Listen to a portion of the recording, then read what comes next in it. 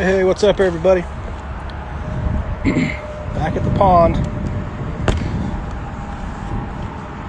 Had a bunch of questions today, so I figured I'd go live. It's going to be getting a little cool for them soon.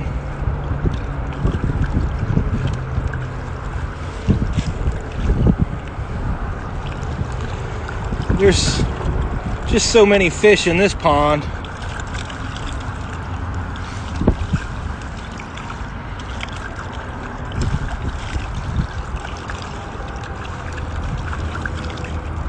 Hey, what's up, everyone? Just doing a little pond check, feeding the fish.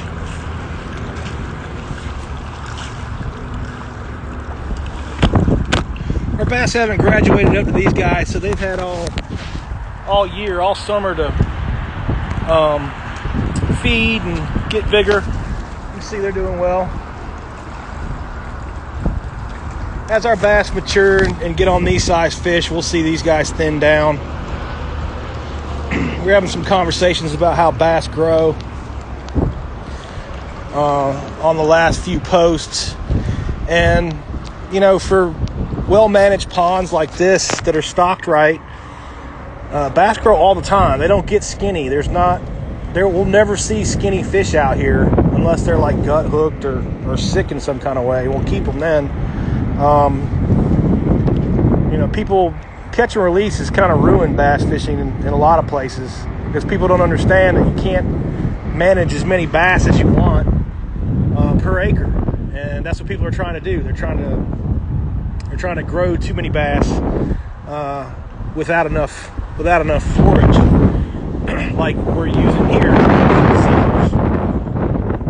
No, they're still feeding. See, there's more than enough bluegill in here to go around to the limit numbers of fish that I stopped. I only stopped one bass until I did that for a reason. It takes that much forage for bass to grow.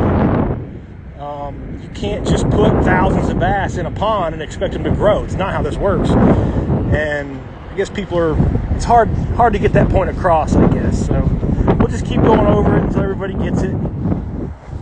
See the floating catfish pellets here. You guys can ask questions in the comments. I'll try to answer them. I'm just kind of messing around today. Hey, what's up, everyone? Hey, what's up? Somebody wants to go live and see if it'll go on. Maybe it didn't work. I'm not sure. So anyway, I don't know if you guys can see those bluegill in there feeding. Some of them are really nice. They're about to shut down. It's about the time of the year that the cold weather will slow them down. That'll slow their metabolism way down, and they won't eat much at all through the winter. They won't take pellets or anything. There's plenty of natural food in here for them to eat, so that'll keep them alive because they just don't eat that much during the wintertime. As compared to the growing season. And as long as we keep consistent feed on them through the growing season, they'll grow really, really fast. And since they're growing really fast and bass are eating them, the bass will grow faster too. So kind of like a bottom of the food chain up type of idea. These guys are still going. But yeah, bass you can't grow as many bass as you want per acre of water. It's not how it works. So if you've got, say, 60 bass per acre, 80 bass per acre, they're all going to be about a pound. There's not enough bluegill forage coming off to support that many fish. So they get stuck. They stop growing. And that's the part that confuses people, is that lack of growth. They think because all those fish are small that they're just born, but they're not. They can be 10 years old and 8 inches long. Bass can stop growing. So they got some zayas in. Looking good.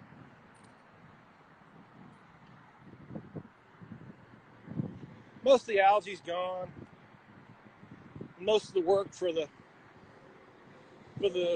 growing season's done. Now, we do have some work we need to be doing. I'm going to move away from the highway. This sounds bad. You double check the, I've never really officially checked the hardness and alkalinity here. We got started kind of quick in the springtime.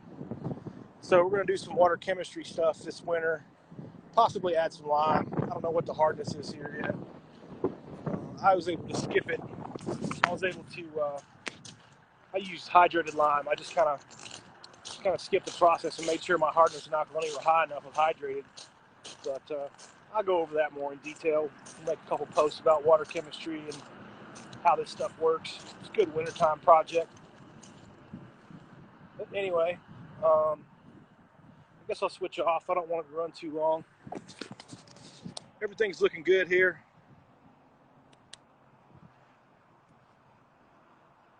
Let's see, will the restart once stunted, or is that for those fish?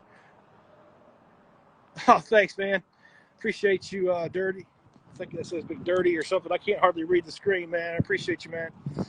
Yeah, fish can, like, if they get stunted, they will start growing again. But the problem with that is, okay, let's say, you know, this pond, for example, if we stocked it, say, with like 50 bass per acre and didn't feed it properly or feed it inconsistently, mess with our forage base in that manner, don't harvest any fish from it, it's like catch and release only, I already know what's going to happen. Like in 5 years, all the bass in here are going to be 1 pound. And if we were to say, hey, look, we know what the problem is, and start harvesting those bass, say years 3 and 4, to get them to go past 1 pound, they will start to grow again. But the problem with that is they've spent a couple of years not growing. And those couple of years, those young years, is when they grow the best. So, like if I were to stock these fish improperly, that would be a huge disservice to them because they grow their best at this small age to like 3 pounds. I'm going to get them there like a rocket. And then, you know, depending on the genetics, depending on how well I do my job, will depend on how fast I can put more weight on those fish. But I don't know. I'm just kind of riffing on those ideas, and hopefully you guys can pick that stuff up. And I know it's hard to understand this stuff. It's hard to explain this stuff. It's a lot, you know. So I try to break it down, you know. Find some shade so I can see the screen.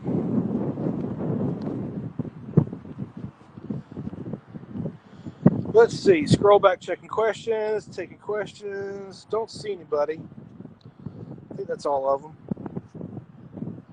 All right, well, I'm going to get off. It's looking good out here today. A little windy, but no problems. Good pond check. If you guys drop any questions in the comments, I'll try to get to them. Thanks for following.